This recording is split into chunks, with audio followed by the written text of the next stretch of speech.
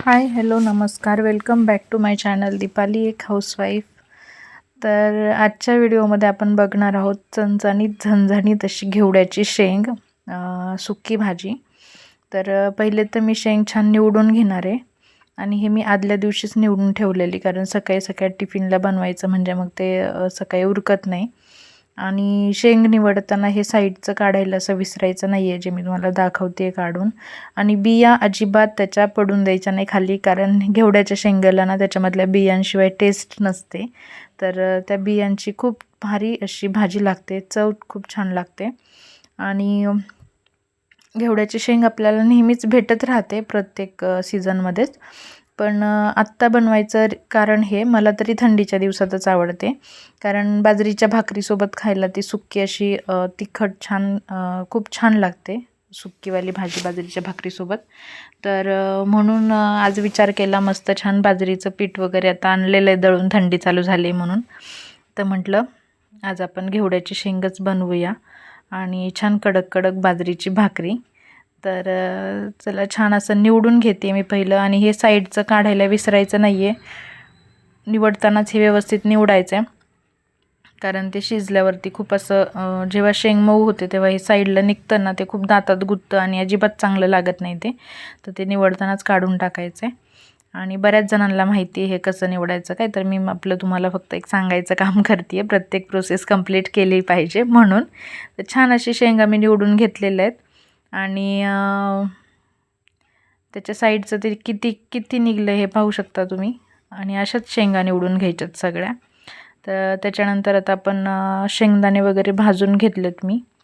तर छान शेंगदाणे भाजून कढईमध्येच थोडेसे कडक व्हायला ठेवले होते, जे की कडक असं शेंगदाण्याचं कूट आपण ह्या भाजीमध्ये टाकलं की खूप छान लागतं म्हणून. तर भाजून शेंगदाणे गरम कढईमध्येच ठेवलेले. आणि आता ते काढून घेतल्यानंतर कढई तापायला ठेवते आहे परत गॅस चालू करून, आणि मग पुढची प्रोसेस दाखवते. तर शेंगदाणे तर छान कडक झालेत भाजून, साईडला ठेवून देते. आणि मस्त कढईमध्ये आता तेल टाकून घेऊया. तेल थोडंसं जास्तच घालायचं, कारण काही लोक फक्त तेलामध्ये पण शिजवतात शेंग. मी आज थोडंसं पाणी टाकणार आहे, कारण काही काही शेंगा थोड्याशा जरा मला अशा निबर वाटत होत्या की ज्या की फक्त तेलात शिजतील की नाही, शक्यता म्हणजे कमी होती, म्हणून म्हटलं थोडंसं पाणी टाकूया. तर तेल मी टाकलेलं आहे मला जेवढं पाहिजे. त्याच्यानंतर लसूण छान सोलून घेतलेला, 2 कुड्या लसूण सोलला होता, तो छान कट करून घेतला आहे. आणि फोडणीमध्ये पहिले तर लसूण घातलेलं आहे. ज्या मी शेंगा निवडून ठेवल्या होत्या त्या आता मी पाण्यामध्ये टाकलेल्या आहेत, पातेल्यामध्ये पाणी घेऊन. धुवून आपल्याला टाकायचे आहेत. तर टाकताना पहिलं तर छान आता लसूण लाल करून घेऊ. लाल झाला ना थोडासा लसूण, त्याच्यानंतर शेंगा टाकून घेऊया. तर पाहू शकताय लसूण छान लाल होत आलेला आहे. आणि आणखी थोडासा परतला की मग त्याच्यामध्ये आता ह्या शेंगा टाकून घेऊया. तर खरंच म्हणजे बाजरीच्या भाकरीसोबत ही भाजी खूप छान लागते. मला तरी पर्सनली खूप आवडते बाजरीच्या भाकरीसोबत. चपातीसोबत जरा गोड गोड लागते ही भाजी, पण बाजरीच्या भाकरीसोबत खाणं म्हणजे ट्राय करून बघा जर खात नसाल तर. तर चला मी शेंगा तर टाकून घेतल्यात, थोड्याशा राहिलेल्या ह्या पातेल्यामध्ये बसत नव्हत्या, त्या पण थोड्याशा तर धुवून घेते आणि टाकून घेते सगळ्या शेंगा पहिल्या.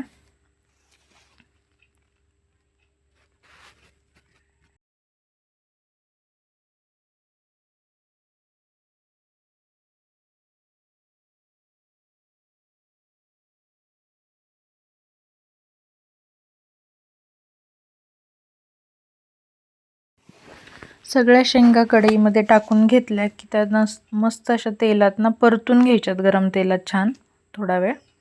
आणि मस्त असं एकसारखं परतत राहायचं आहे त्याला गरम गरम तेलावरती.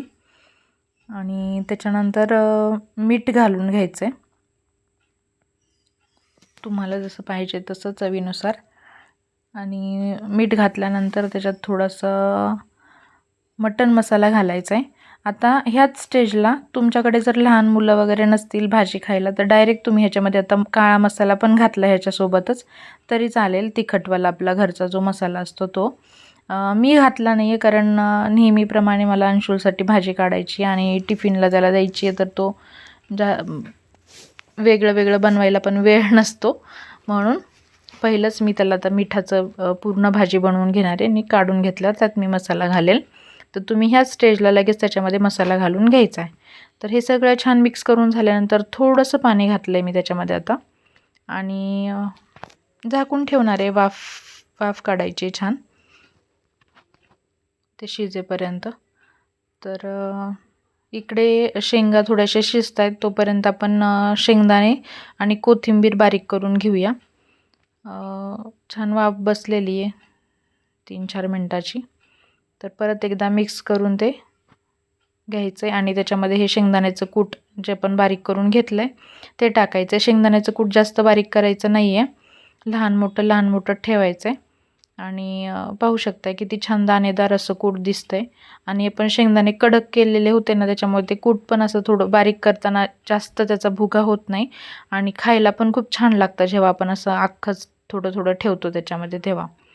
तर मस्त आता हे सगळं टाकून झालेलं आहे ह्याच्यामध्ये. परत एकदा झाकून ठेवायचं आहे आणि तोपर्यंत मी इकडे भाकरीची तयारी पण माझी चालू झालेली आहे. तर ही मिठाची शेंग कूट घातल्यानंतरची पाहू शकताय थोडी आता खालून थोडी परतायला लागलेली आहे.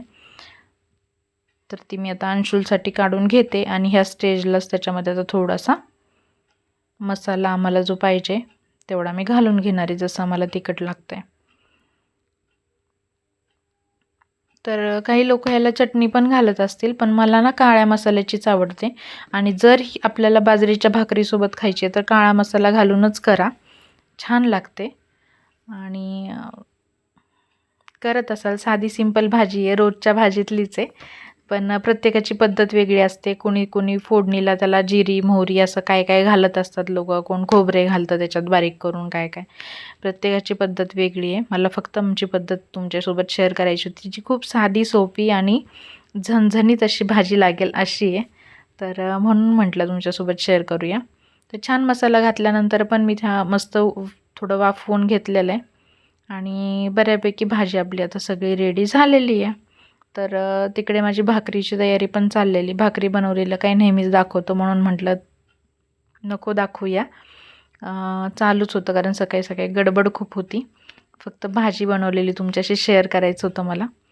तर छान अशी भाजी तयार झालेली आहे, मस्त तेल सुटलेलं आहे. आणि सगळे हे गेल्यानंतर टिफिन वगैरे भरून दिल्यानंतर पाहू शकताय बाजरीची भाकरी आणि शेंग आपली कशी दिसतीये.